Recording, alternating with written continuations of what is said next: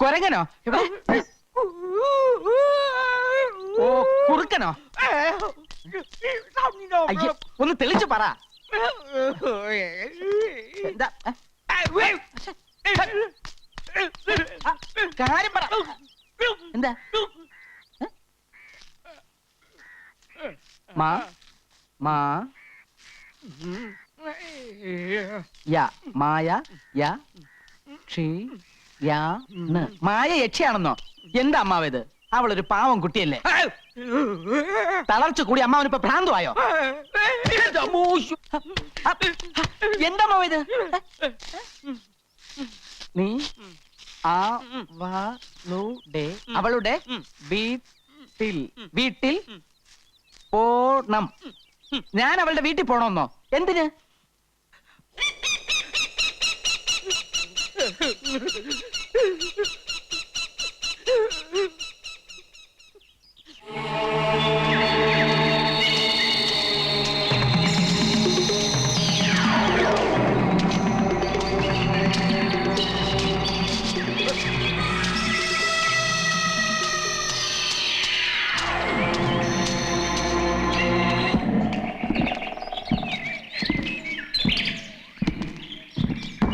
മുത്തച്ഛ,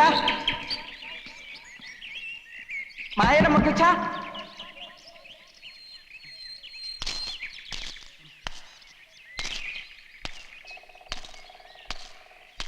ആരുമില്ലേ?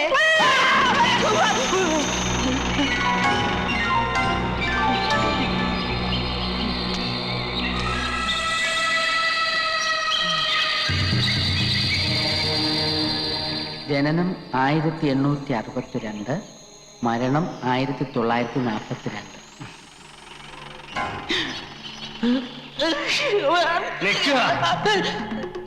എന്റെ കുട്ടിക്ക് അവിടെ സമാധാനം കൊടുക്കില്ല എന്നുണ്ടോ?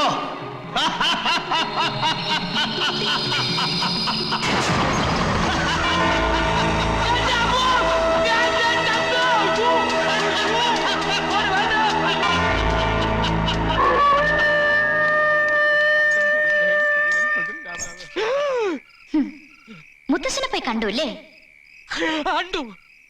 ഇനി ഏട്ടന് എന്നെ കാണണ്ടേ?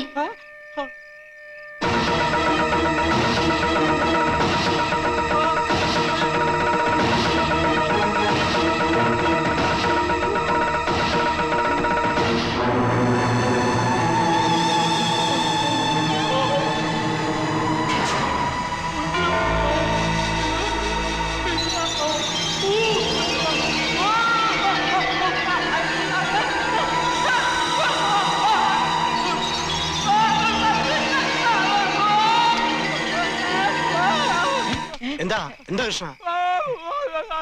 അവിടെ എന്താ? അവിടെ ഒന്നും കാണുന്നില്ലല്ലോ.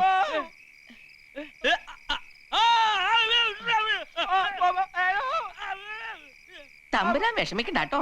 ഇന്ന് രാത്രി സ്വാമികൾ തകടുകൾ കുഴിച്ചിടുന്നതോടെ പരദേവതകൾ നമ്മളെ കാത്തു രക്ഷിക്കും. വരിക.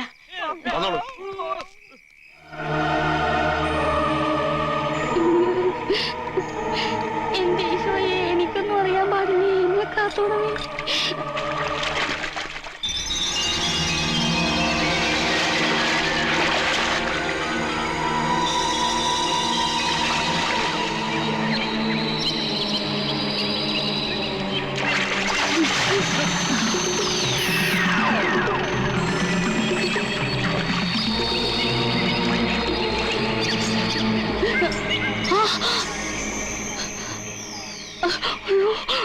ആളും ഇടിക്കുകയാണല്ലോ. ആൾമാറാട്ടം നടത്തി എല്ലാവരും കബളിപ്പിക്കായിരുന്നല്ലേ? എനിക്കിതൊക്കെ നേരത്തെ അറിയായിരുന്നു. എന്റെ കുഞ്ഞെ, ഇതൊന്നും മനഃപൂർവ്വമല്ല കേട്ടാ. അത് ഞാൻ ഇവിടെ ജീവിക്കാനുള്ള കൊതി കൊണ്ട് ചെയ്തു പോയതാണ്. മാപ്പാക്കണം.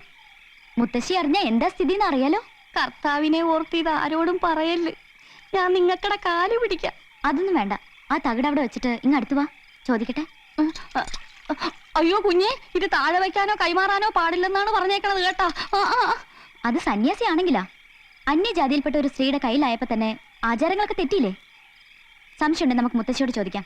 അയ്യോ വേണ്ട കുഞ്ഞെ, ഞാൻ അങ്ങോട്ട് വരാം. ഇത് ഇങ്ങോട്ട് വെച്ചേക്കട്ടാ.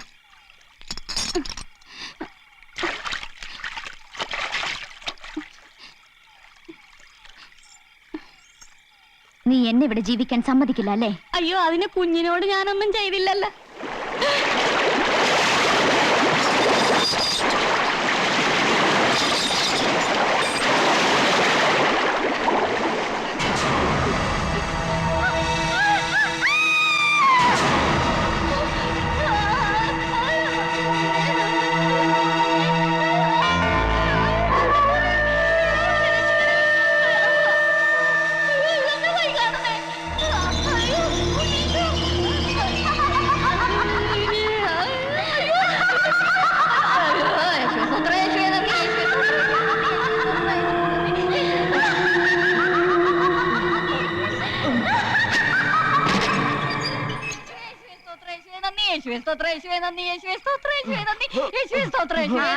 എന്താ അവിടെ?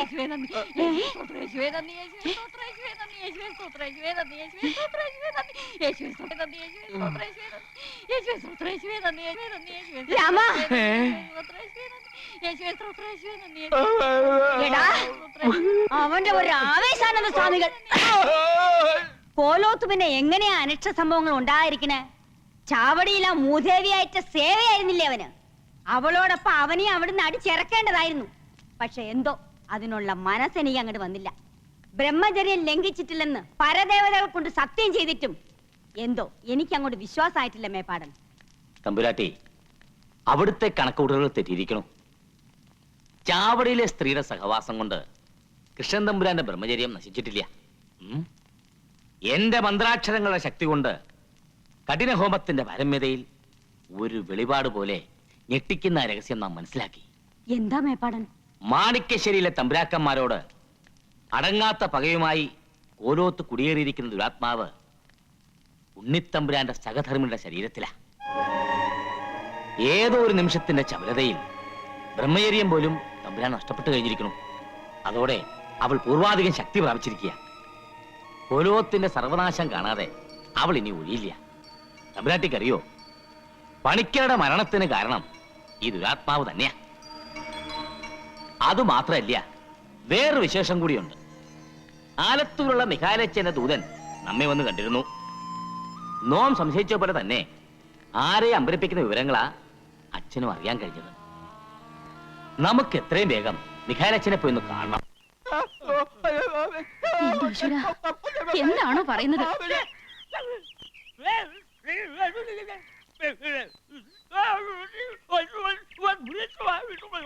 എനിക്കൊന്നും മനസ്സിലാവുന്നില്ല. നിനക്ക് വല്ലതും മനസ്സിലായി? ഒരു പിടിയുമില്ല. നിനക്കോ? ഇല്ല.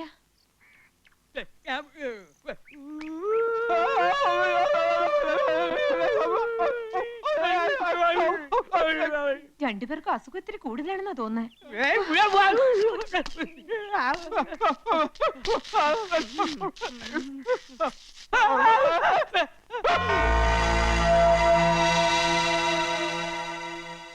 ആ, മായ വന്നല്ലോ. മായയെ കാണുമെന്ന് ഇവർ എഴുതി കാണിച്ചു. എന്താ മാവ? ഇളയമ്മ അമ്പലത്തിലേക്ക് പൊയ്ക്കോളൂ. ഇവർക്ക് എന്താ വേണ്ടെന്ന് വെച്ചാൽ ഞാൻ കൊടുത്തോളാം. നിങ്ങൾ അവിടെ നിന്നേ. ദേ, എന്നെ ദ്രോഹിക്കാനാണ് ഭാവമെങ്കിൽ കാലും കൂടി തടത്തി കിടക്കെ തന്നെ കിടത്തും. അസുഖം ഭേദമാക്കണമെന്നാണോ? അസുഖമൊക്കെ ഭേദമാക്കി തരാം. പക്ഷെ ആ ഏലസ് കുറച്ചു നേരത്തേക്ക് അഴിച്ചു വെക്കേണ്ടി വരും. ധൈര്യമില്ലെങ്കിൽ വേണ്ട, അസുഖം അങ്ങനെ തന്നെ ഇരിക്കട്ടെ.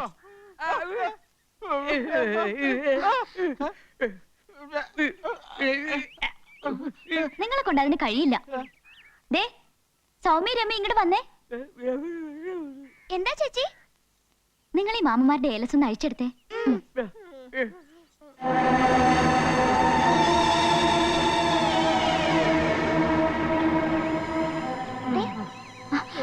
അത് നിങ്ങളെടുത്തോ.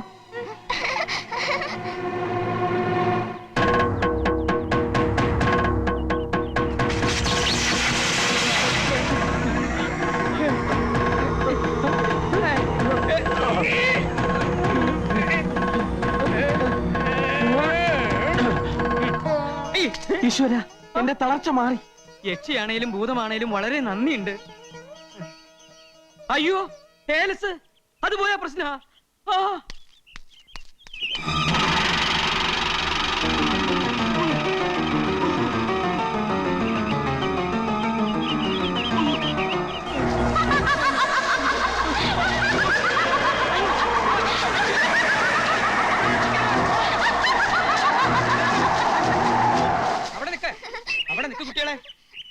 തന്നെ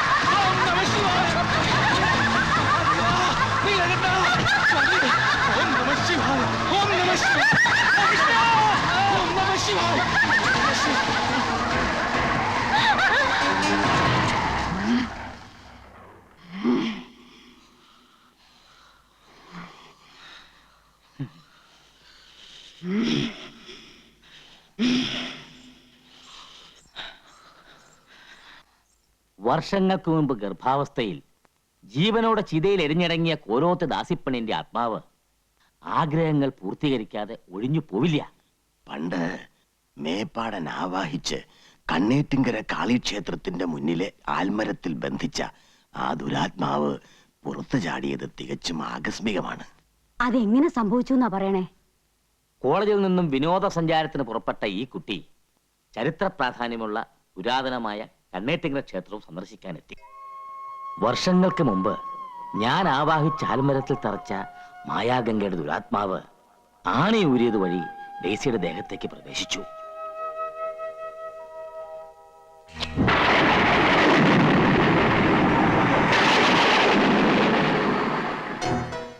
അന്നേരം അതാരും മനസ്സിലാക്കിയില്ല. പക്ഷേ രാത്രി വീട്ടിലെത്തിയതിനു ശേഷം ഡേസിയിൽ ചില മാറ്റങ്ങൾ കണ്ടു തുടങ്ങി. പ്രാർത്ഥനയിലും ആഹാരകാര്യത്തിലുമെല്ലാം അവൾ തികച്ചും മറ്റൊരാളായി മാറുകയായിരുന്നു. വർഷങ്ങൾക്ക് മുമ്പ് മരിച്ചുപോയ മായാഗംഗയായി.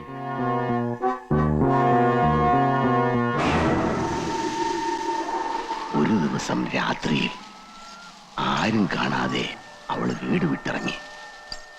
മാണിക്കശ്ശേരി കോവിലകത്തെത്തുകയായിരുന്നു അവളുടെ ലക്ഷ്യം. കോവിലകത്ത് പ്രവേശിക്കാൻ വേണ്ടി അവൾ മനഃപൂർവ്വം ഉണ്ണിയുമായി സൗഹൃദം സൃഷ്ടിക്കുകയായിരുന്നു. ഇനി എന്താ അച്ഛോ ഒരു പരിഹാരം? കാര്യങ്ങളുടെ ഗൗരവം ഇനി ഇവരോട് മറച്ചു വെക്കുന്നതിൽ അർത്ഥമില്ല. ആ കുട്ടിയുടെ ശരീരത്തിൽ നിന്നും ബാധ ഒഴിഞ്ഞു പോകുമ്പോ ഒരു മരണം ഏതായാലും ഉറപ്പാ. കർത്താവേ, അവൾ കടങ്ങാത്ത പ്രതികാരമുള്ള കോലോത്ത ഏതെങ്കിലും തമ്പുരാന്റെ ജീവനാകാം. അല്ലെങ്കിൽ കുടിയേറിയിരിക്കുന്ന ആ ശരീരത്തിന്റെ, അതായത് ഡെയ്സിയുടെ ജീവനാകാം. ഏതെങ്കിലും ഒന്നിനെ നശിപ്പിക്കാതെ, ഒരു നാശം കാണാതെ അവൾ ഒഴിഞ്ഞു പോവില്ല. എല്ലാ ശക്തികൾക്കും ഉപരിയായി ദൈവമെന്ന ശക്തിയിൽ നമുക്ക് അഭയം പ്രാപിക്കാം. വിശ്വാസങ്ങൾ പലതായാലും പ്രപഞ്ചത്തിൽ ദൈവം ഒന്നേയുള്ളൂ. അവൻ തന്നെ രക്ഷിക്കണം. അത്ഭുതങ്ങൾ സംഭവിച്ചുകൂടുന്നില്ല. പ്രതീക്ഷ കൈവിടണ്ട. ഞങ്ങൾ കാര്യങ്ങൾ ഒന്നുകൂടി വിശകലനം ചെയ്യട്ടെ. നിങ്ങൾ ഇവിടെ നിൽക്കുക. വരൂ മേപ്പാടൻ. ആ. എന്താ മേപ്പാടൻ, തന്റെ ബുദ്ധിയിൽ എന്തെങ്കിലും കടുത്ത പ്രയോഗമാ. ഇതുവരെ ആരും പരീക്ഷിച്ചിട്ടില്ല. ഈ അവസ്ഥയിൽ ഒരു മരണം ഒഴിവാക്കാൻ വേണ്ടി എത്ര കടുത്ത പ്രയോഗവുമാകാം. വേറെ പോംവഴിയില്ലെങ്കിൽ മാന്ത്രിക ഗ്രന്ഥങ്ങളിലെ മർമ്മപ്രധാനമായ ആഭിചാര കർമ്മങ്ങളിൽ ഒരു ദഹന ഹോമത്തെക്കുറിച്ച് സൂചനയുണ്ട്. മരണാനന്തര കർമ്മങ്ങൾ നടത്തിയതിനു ശേഷം ദഹനഹോമം ചെയ്ത് ആത്മാവിനെ എന്നേക്കുമായി ഒഴിപ്പിക്കുക. ഒരു പരീക്ഷണ പ്രയോഗം. തനിക്കതിന് കഴിയും മേപ്പാടൻ. ധൈര്യമായിട്ട് മുൻപോട്ട് പോവുക. തന്റെ കർമ്മങ്ങൾക്ക് ഫലസിദ്ധി ഉണ്ടാകുന്നതുവരെ ഞാൻ പ്രാർത്ഥനാമുറിയിലുണ്ടാവും.